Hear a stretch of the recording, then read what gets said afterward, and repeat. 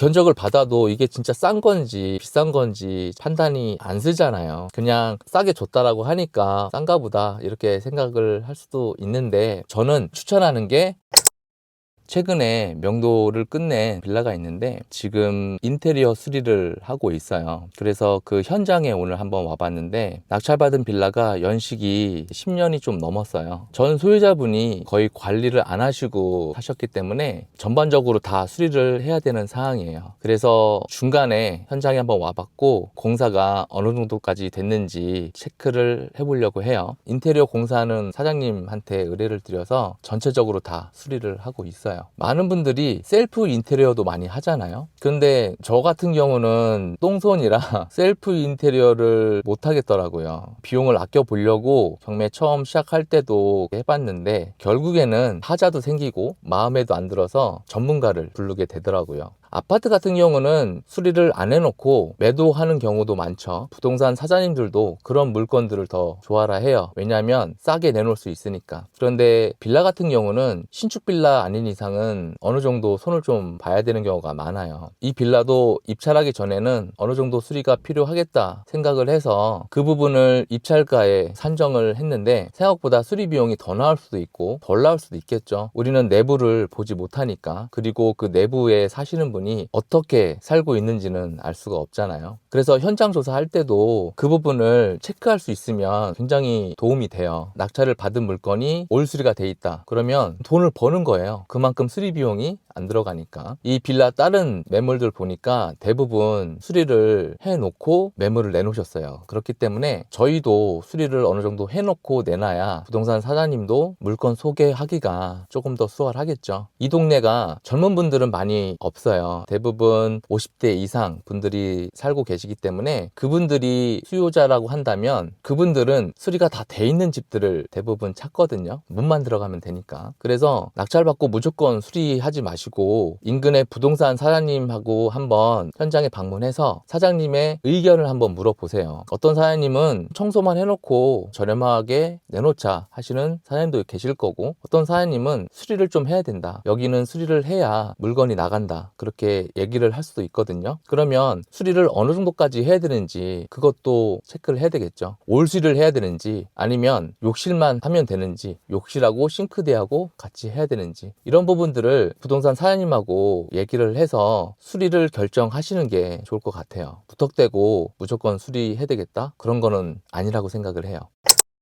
인테리어 수리 비용이 천차만별이잖아요. 업체마다 가격 편차가 커요. 그래서 어느 금액이 적당한 건지 저렴한 건지 그 판단이 어렵단 말이죠. 저 같은 경우는 숨고에도 알아보고 여러 군데 견적도 받아보는데, 내가 자재를 직접 구매를 해서 시공만 맡기면 조금 더 저렴할 거예요. 물론 오늘 공사하시는 사장님도 그렇게도 해주시는데, 아무래도 내가 직접 여기저기 돌아다니면서 조명이든 타일이든 자재를 가격 비교해서 사서 드린 다음에 시공만 해주세요 라고 한다면 더 저렴할 수도 있겠는데, 내가 회사를 다니거나 다른 본업이 있으신 분들, 특히 물건지가 살고 있는 지역하고 거리가 굉장히 멀면 그 부분이 굉장히 쉽지가 않아요. 낙찰 받으신 멤버분도 올해 부천에 있는 원룸 빌라를 수리했는데 직접 알아보시고 견적을 비교해보시고 이제 수리를 했단 말이죠. 그런데 거의 900만 원 돈이 나왔어요. 원룸 빌라인데. 물론 다른 업체는 1000만 원이 넘게 견적도 준 업체가 있더라고요. 그래서 그 멤버분한테 오늘 공사하시는 사장님한테도 견적을 받아보라고 말씀을 드렸어요. 그래서 현장 와서 견적을 쭉 뽑았는데 금액이 굉장히 저렴하게 잘 해주셨어요. 그 금액은 도배하고 입주 청소까지 끝나고 공유를 해볼게요. 일반적인 인테리어 하시는 분들한테 맡기면 대부분 이것도 해야 된다 저것도 해야 된다 이런 얘기를 많이 주거든요. 거기서 금액이 계속 올라가요. 그래서 내가 어느 정도 기준이 있고 좀 알아야 이거는 필요 없다, 이거는 저렴하게 해줘라, 아니면 이거는 꼭 필요하다, 이런 것들을 내가 정리를 할 수 있거든요. 인테리어 저렴하게 하는 거 좋죠. 왜냐면 단기 매도할 거기 때문에 인테리어 비용이 많이 들어가면 그만큼 수익률이 줄어드는 거잖아요. 단 몇십만 원이라도 아니면 몇백이라도 아끼는 게 훨씬 더 좋은 거니까. 그래서 인테리어 하는 업체들을 많이 알아보고 견적을 받아보라고 하는 거죠. 그런데 어느 인테리어 업체가 금액도 잘 해주시고 일도 꼼꼼하게 해주신다 그러면 거기랑 계속 일을 하시는 것도 좋은 방법이에요. 인테리어 업체 같은 경우는 처음에 일을 잘하는지 못하는지 몰라요. 일을 해봐야 알 수 있거든요. 수리를 하면서 계속 비용이 올라가는 업체도 있을 거고, 처음에 약속했던 공사 기간을 지키지 못하고 계속 딜레이가 되는 업체도 있을 거고, 그리고 하자가 있었을 때 바로바로 대응이 안 되는 업체도 있을 거예요. 그래서 내가 시간이 된다고 한다면 자재도 직접 구매해서 시공만 맡기는 방법도 있지만, 현실적으로 그게 어렵다 한다면 주변에 인테리어 수리하는 업체들을 알고 계시는 분들, 그리고 같이 일을 해본 사람이 있다면 그분들한테 소개를 받아서 의뢰를 하는 것도 좋은 방법이라고 생각을 해요. 이 빌라 공사해 주시는 사장님도 저희가 따로 요청을 안 드렸는데도 공사하시다가 이게 필요하다 그러시면 서비스로 해주는 경우도 있어요. 인테리어 대표님을, 업체를 잘 만나는 것도 사실 큰 복이죠. 아침부터 작업을 하고 계시더라고요. 올라가서 찾아뵙고 어디까지 되어 있는지, 추가로 또 손볼 데가 있는지, 그런 것들은 또 어떻게 하면 좋을지 의견 나눠보고 하겠습니다. 그럼 올라가 보시죠.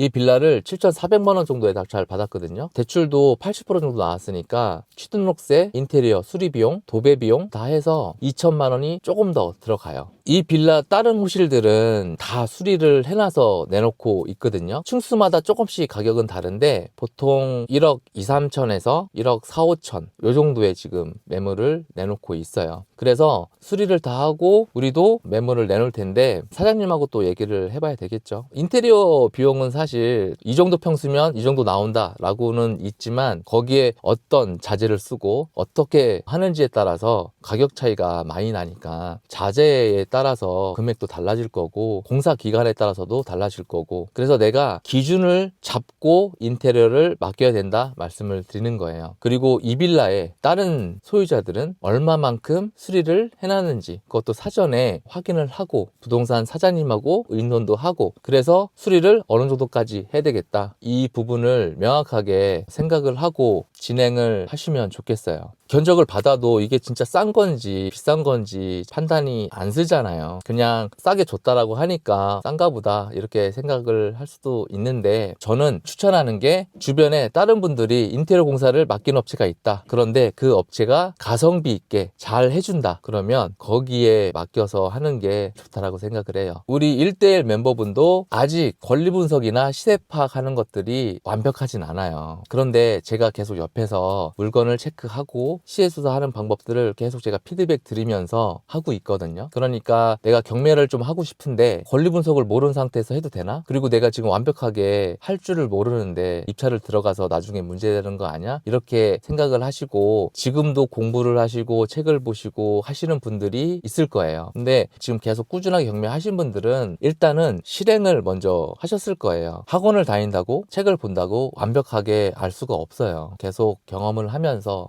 이런 케이스는 이런 게 문제가 되겠구나, 이런 케이스는 이런 게 문제가 안 되네, 이런 것들을 스스로 알 수 있게끔 계속 하면서 경험도 쌓아야 된다고 생각을 해요.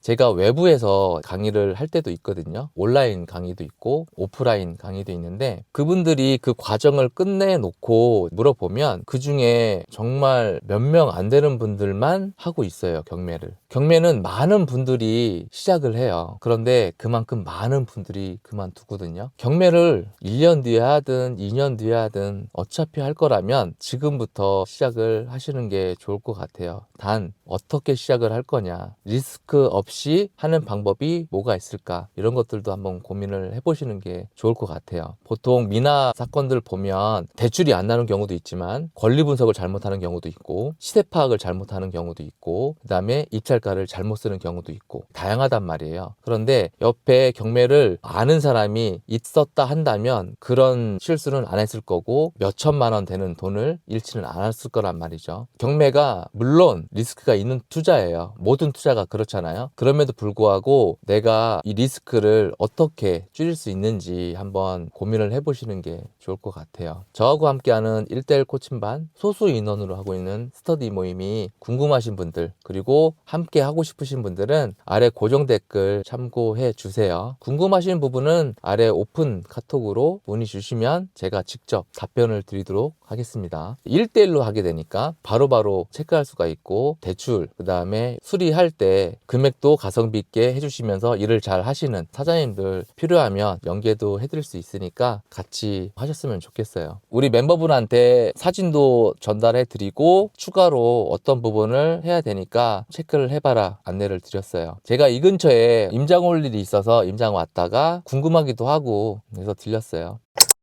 25년도도 이제 얼마 안 남았잖아요. 25년도 마무리 잘 하시고 26년도 계획도 잘 세우셨으면 좋겠습니다. 경매가 쉽게 생각하면 쉬운 걸 수도 있지만 또 어렵게 생각하면 한도 끝도 없이 어렵거든요. 근데 주변에 경매를 먼저 경험하시거나 성과를 내시는 분들이 있으면 그분들하고 같이 얘기도 하고 의논도 하면서 차근차근 하시면 충분히 경매로 좋은 성과 낼 수 있을 거예요. 처음부터 큰 욕심을 가지고 경매를 시작하는 분들도 있죠. 근데 다는 아니지만 그런 분들은 오래 못 하더라고요. 부동산 투자라는 게 평생 하는 거다 그렇게 생각을 하시고 당장 전업을 해야지 이런 생각보다는 내가 지금 회사를 다니고 있으니까 본업이 있으니까 앞으로 5년 뒤를 지금부터 준비를 한다 이런 마음으로 하면 부담 없이 할 수 있지 않을까 싶어요. 욕심이 과하면 분명히 사고가 생길 수 있다라고 생각을 해요. 영상 보시는 분들 또 저희 구독자분들은 조급해하지 말고 차근차근 하셨으면 좋겠어요.